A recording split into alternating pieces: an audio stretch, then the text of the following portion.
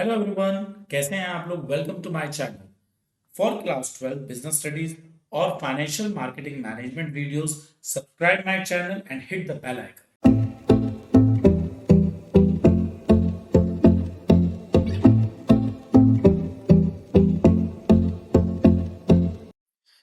Class 12 में financial markets management के अंदर दो बुक्स हैं। आपकी जो सेकंड बुक है वो है एम्प्लॉयबिलिटी स्किल की। इसमें टोटल आपके 5 यूनिट हैं और ये 10 मार्क्स की है। बहुत आसानी से हमारी कवर हो जाती है और मार्क्स सिक्योर करने के हिसाब से ये आपके लिए बहुत इंपॉर्टेंट है। So let's begin it.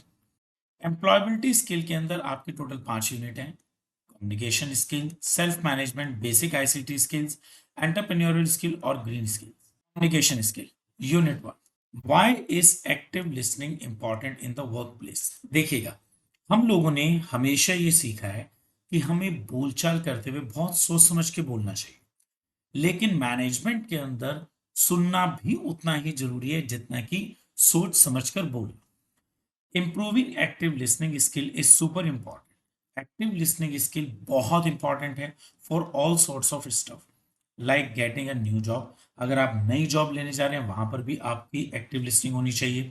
Moving up in the current job, आप अगर प्रमोशन ले रहे हैं वहां पर भी आपकी एक्टिव लिसनिंग होनी चाहिए। और just doing better at work in general, और अगर आप अपने वर्क प्लेस पर कुछ अच्छा भी करना चाहते हैं, कुछ इंप्रूवमेंट भी करना चाहते हैं, तब भी एक्टिव लिसनिंग होनी चाहिए। It's kind of like how critical thinking and dealing with conflicts help us to grow as people. ये बिल्कुल वैसे ही है जैसे हमारी क्रिटिकल थिंकिंग कॉन्फ्लिक्ट्स को हैंडल करने में हेल्प करती है और पीपल को ग्रो करने में हेल्प करती है। देखिएगा, एक्टिव लिसनिंग के हमें बेनिफिट्स क्या होते हैं। First is building connection. When we really listen to people, जब हम लोगों को सुनते हैं, they feel comfortable sharing stuff with us. अब जो व्यक्ति हमें अपनी बात बता रहा है और हम उसकी बात को बहुत ध्यान से सुन रहे हैं, वो बहुत कंफर्टेबल होगा हमारे साथ।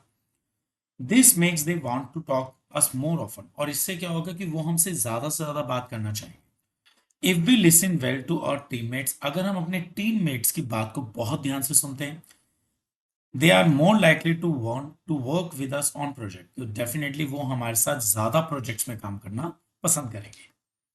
Building trust, if people know they can talk to us without us interrupting और जजिंग देम, अगर लोगों को लगता है कि वो हमसे बातचीत कर रहे हैं और हम उन्हें बिल्कुल भी जज नहीं कर रहे, दे ट्रस्ट अस मोर, वो हम पे ज्यादा विश्वास करते हैं। This is really handy specially when we are trying to make good relation और इम्प्रेशन ऑन न्यू कस्टमर्स। अब होता क्या है, एक कस्टमर हमसे बात कर रहा है, हम उसे जज नहीं कर रहे और उसको लग रहा है ये बिना जज करे मेरी बात सुन रहा है, तो हमारा उसका एक वो रिलेशन होगा जिसमें कस्टमर हमारे ऊपर ज्यादा ट्रस्ट करेगा। If we listen carefully to a client need, अगर हम किसी क्लाइंट की नीड को बहुत ध्यान से सुनते हैं without interrupting, they will feel more like they can trust us. Third point, spotting and fixing problem. When we listen carefully, जब हम चीजों को बहुत ध्यान से सुनते हैं, we can catch problem early, तो हम प्रॉब्लम्स को बहुत जल्दी आइडेंटिफाई कर पाते हैं। This let us solve them faster.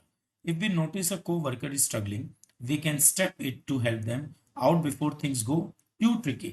अब हमें लगा कि एक वर्कर को बहुत प्रॉब्लम हो रही है, हम उसकी हेल्प कर रहे हैं और चीजें कॉम्प्लिकेटेड होने से पहले सॉर्ट आउट हो गई।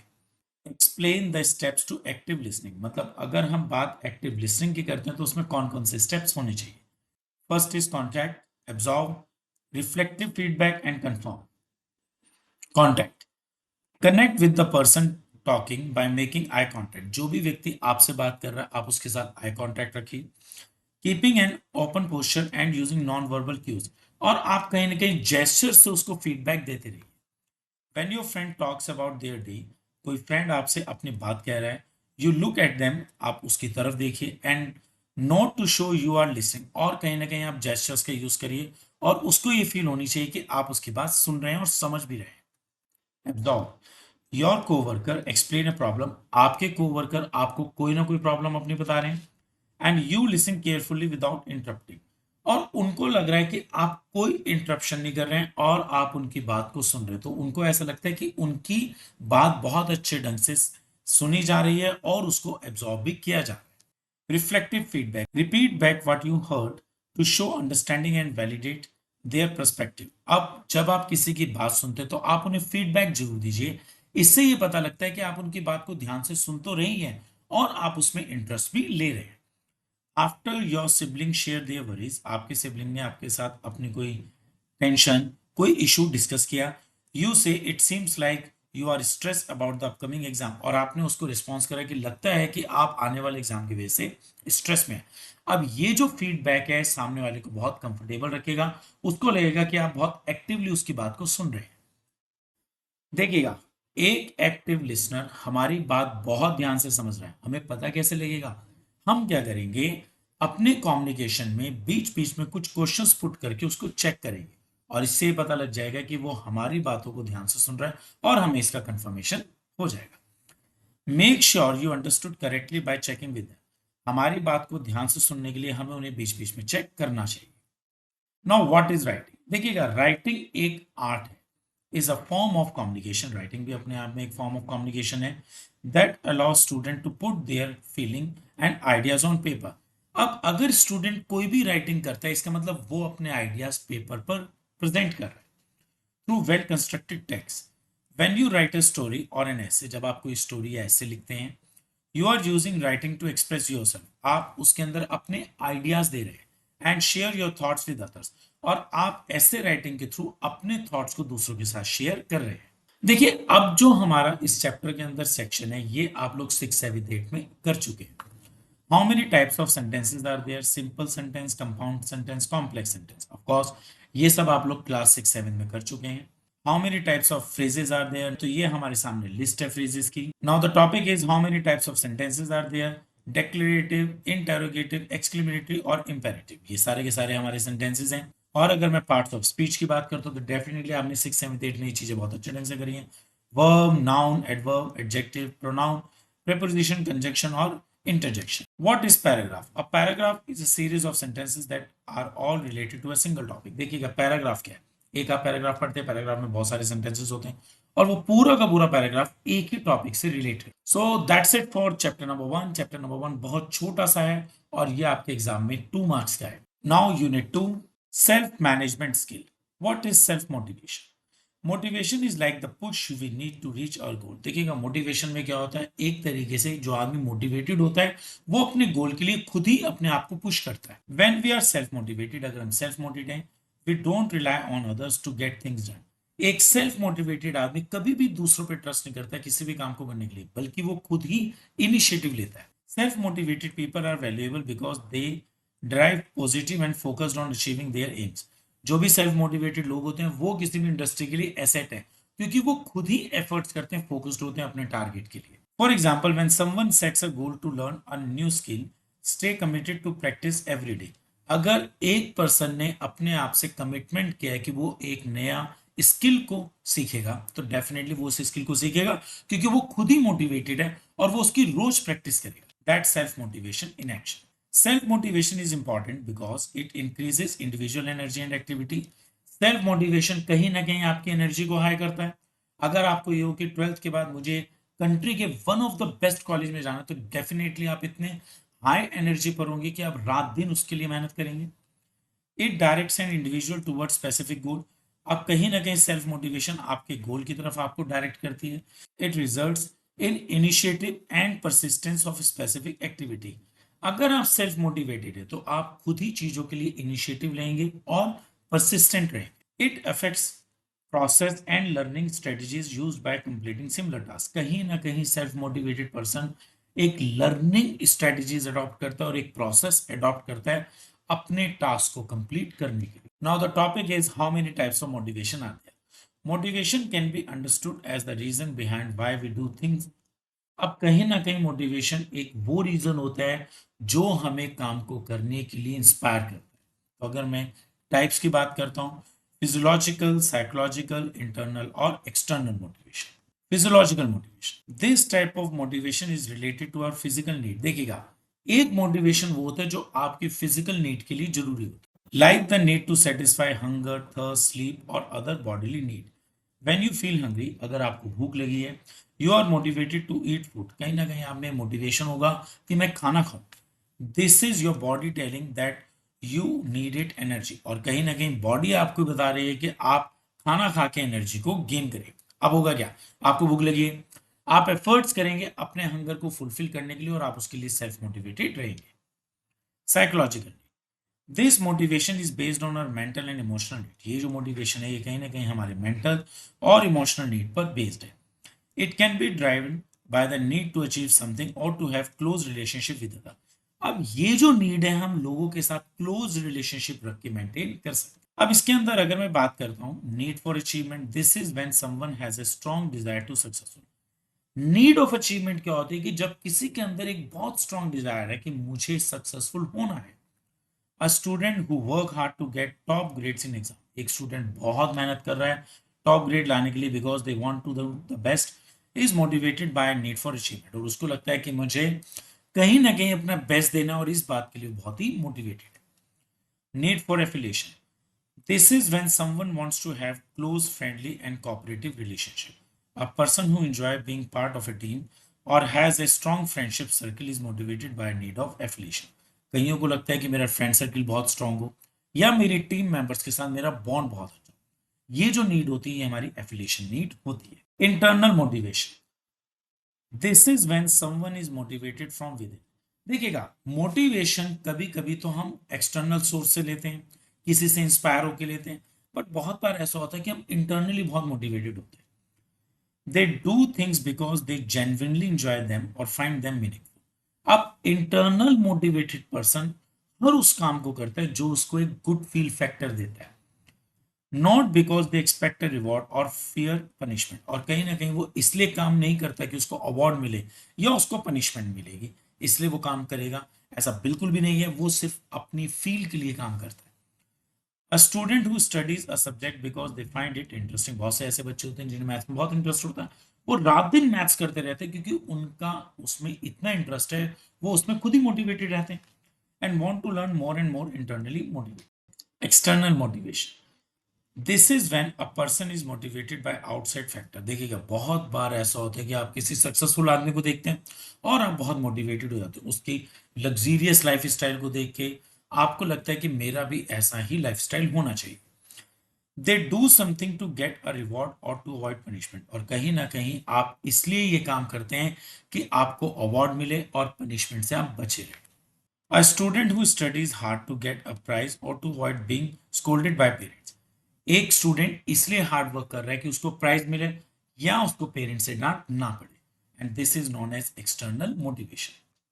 Why understanding motivation is important, understanding motivation is important because it helps us know why we act. देखिएगा मोटिवेशन को समझना बहुत जरूरी है, तभी तो पता लगेगा हम काम क्यों कर रहे हैं। People are motivated by different things in different situation, बहुत सारे लोग अलग अलग सिचुएशंस में अलग अलग चीजों से मोटिवेटेड होते हैं। कुछ पैसों से मोटिवेटेड होते हैं, कुछ स्टेटस से मोटिवेटेड होते हैं, कुछ सक्सेस से मोटिवेटेड होते हैं। Sometimes our motivation comes from within, like when we do something because we enjoy it. बहुत बार ऐसा होता है कि मोटिवेशन हमें अंदर से आता है और हम उस काम को एंजॉय भी कर रहे हैं, तो ये हमारा internal motivation. Other times, motivation comes from outside, like when we do something to earn a reward or to avoid punishment. और बहुत बार हमारा एक्सटर्नल मोटिवेशन होता है कि हमने ये काम करा, हमें अवार्ड मिलना चाहिए या हमें पनिशमेंट से बचना। By understanding what motivate us we can keep ourself focus on goal. आपको चाहे इंटरनल है या एक्सटर्नल है, कोई भी फॉर्म ऑफ मोटिवेशन अगर आप समझ जाते हैं कि आपको जरूरी है तो आप अपने गोल पर फोकस रहते हैं। Explain sources of motivation and inspiration, देखिएगा मोटिवेशन के क्या क्या सोर्सेज है। First is music, a motivational song might give us the courage to pursue your dream. बहुत बार ऐसा होता है कि हम कोई मोटिवेशनल सॉन्ग सुनते हैं, हम लोगों ने चक दे इंडिया का सॉन्ग सुना या हम लोगों ने उरी का सॉन्ग सुना और हम बहुत ज्यादा उसमें मोटिवेटेड हो जाते हैं। Music speaks to our heart and can work wonder, music जो है कहीं ना कहीं हमारे दिल के करीब होता है और वंडर्स कर सकता है। When we hear a powerful song, जब हम कोई बहुत अच्छा सॉन्ग सुनते हैं, it can lift our spirit and inspire us. Now the second is books. देखिएगा बुक्स के बारे में ये कहा जाता है कि बुक्स जो है हमारी बेस्ट बडीज हैं।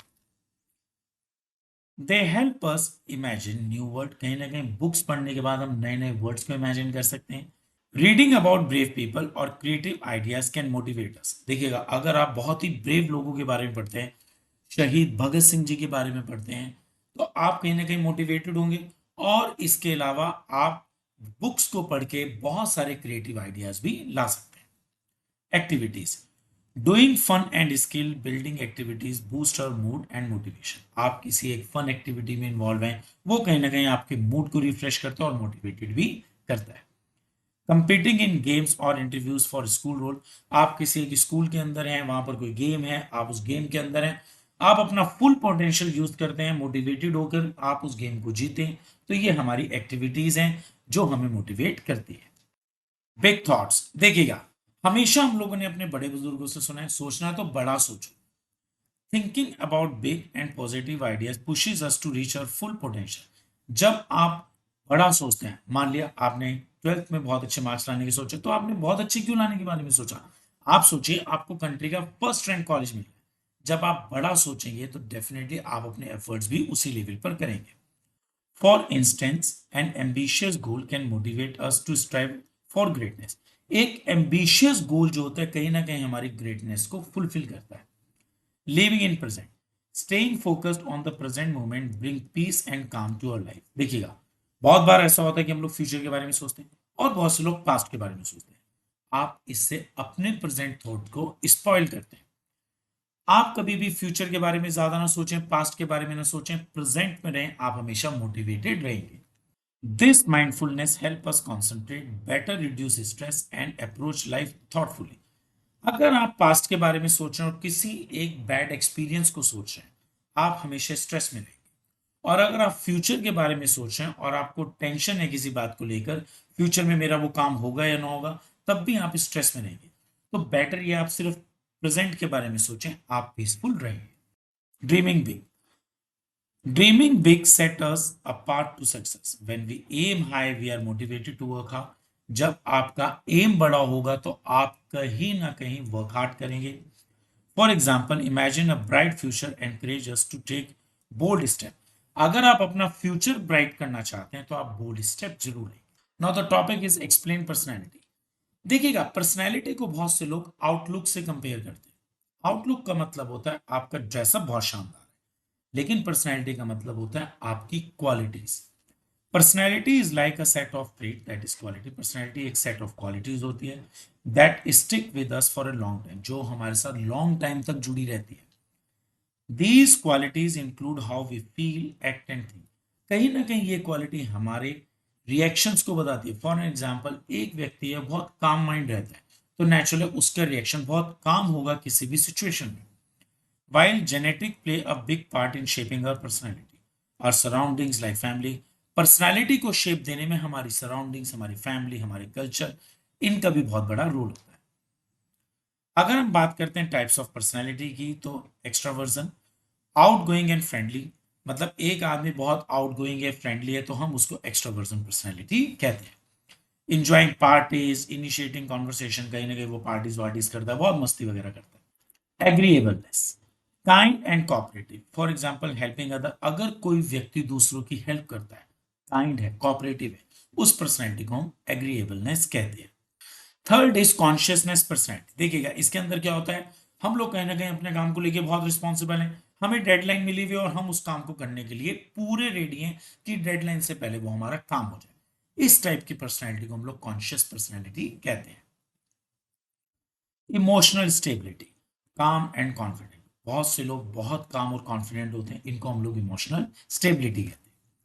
For example, handling stress and ease and staying compose during tough time. बहुत बार ऐसा होता है लाइफ में बहुत टफ टाइम आता है और एक व्यक्ति उस टफ टाइम को बहुत कामली निकाल जाता है, इसको हम लोग इमोशनल स्टेबिलिटी कहते हैं। Openness to experience, curious and creative. बहुत से लोग क्यूरियस होते हैं नई नई चीजों को देखने के लिए, क्रिएटिव होते हैं।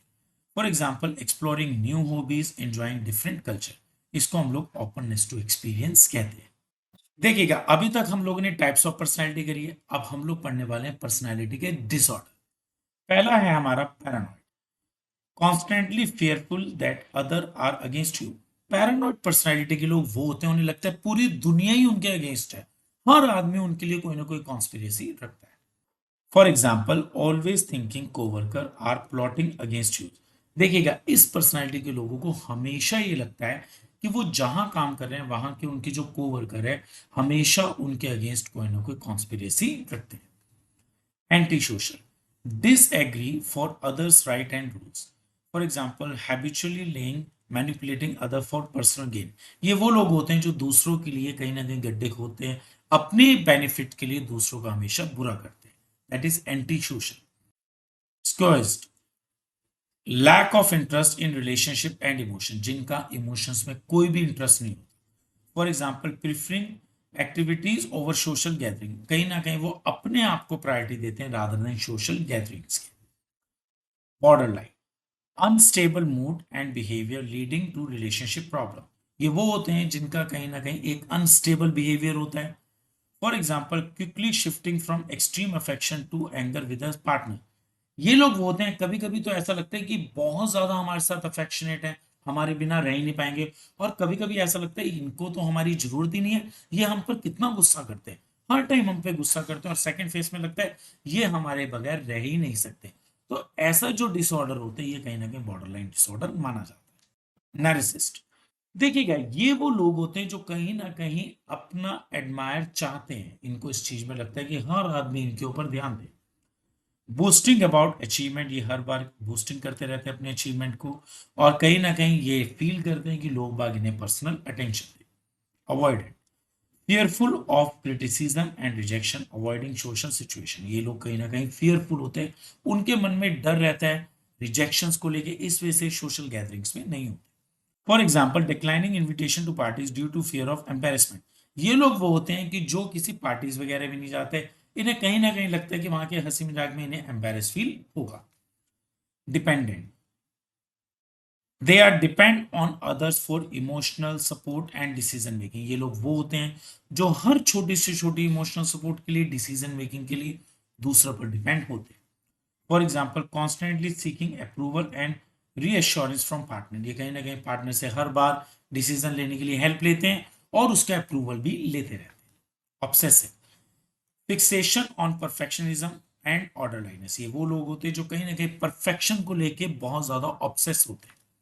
For example spending hours arranging item on a desk in a specific order, इन्हें लगता है कि मेरी डेस्क पर पेन इस ऑर्डर में होना चाहिए, मोबाइल इस ऑर्डर में होना चाहिए, लैपटॉप बिल्कुल इसी सिस्टम से रखा हुआ होना चाहिए, कहीं ना कहीं ये इस चीज को लेके बहुत ऑब्सेस होते हैं। सो यहाँ पर हमारी यूनिट 2 भी खत्म हो जाती है, और आप देखिएगा बहुत जल्दी हमारी यूनिट्स खत्म हो रही हैं, बहुत छोटा सा ही सिलेबस है। लेकिन हमारी जो यूनिट 3 है ये एक्चुअली आपका कंप्यूटर है, जो आप लोगों ने 6, 7, 8 में किया हुआ है। यहाँ पर मैं आपको कंप्यूटर करा नहीं रहा हूँ, लेकिन उसका कोर्स बता रहा हूँ क्योंकि ये आप सबको आता है। Now unit 3 it is just a computer related topic, unit 3 आपकी कंप्लीट कंप्यूटर से रिलेटेड टॉपिक है, ये सब आपने 6, 7, 8 में किए हुए। स्प्रेडशीट आप लोगों ने कर रखी है, इस स्प्रेडशीट को कैसे हम ओपन करते हैं, इसके अंदर हम किस तरीके से कैलकुलेट करते हैं, मेन्यू बार क्या है, स्टैंडर्ड बार क्या है, नई वर्कबुक हम कैसे निकालते हैं, वर्कबुक को ओपन कैसे करते हैं, टेक्स्ट को कैसे एंटर करना है, कॉपी कैसे करना है, मूव कैसे करना है, कैसे हम फिल्टर का यूज कर सकते हैं, फॉर्मूला कैसे लगा सकते हैं, पासवर्ड से अपनी स्प्रेडशीट को कैसे प्रोटेक्ट कर सकते हैं, और सेविंग अ स्प्रेडशीट, स्प्रेडशीट को हम कैसे सेव कर सकते हैं, ये सब चीजें आप लोगों ने 6, 7, 8 में कर रखी है। वो ही सेम कंटेंट यहां पर है, तो इस वजह से यूनिट 3 आप बहुत इजीली कर सकते हैं। सो फाइनली हम लोगों ने आज बुक 2 का पार्ट 1 कवर कर लिया, जिसके अंदर हम लोगों ने 3 यूनिट कवर करी है। अब बहुत जल्द हमारा पार्ट 2 आएगा, जिसके अंदर यूनिट 4 और 5 होगी, देन उसके बाद वन शॉट। आप इन वीडियोस को वॉच करिएगा और एग्जाम्स में बहुत अच्छे मार्क्स लाइएगा। एज आई ऑलवेज सेज, पढ़ाई कभी भी मुश्किल नहीं होती, सिर्फ उसे आसान बनाना पड़ता है। आप स्क्रीनशॉट लीजिएगा, रेगुलर इनको रिवाइज करिएगा, पढ़ाई बहुत आसान हो जाएगी। Thank you.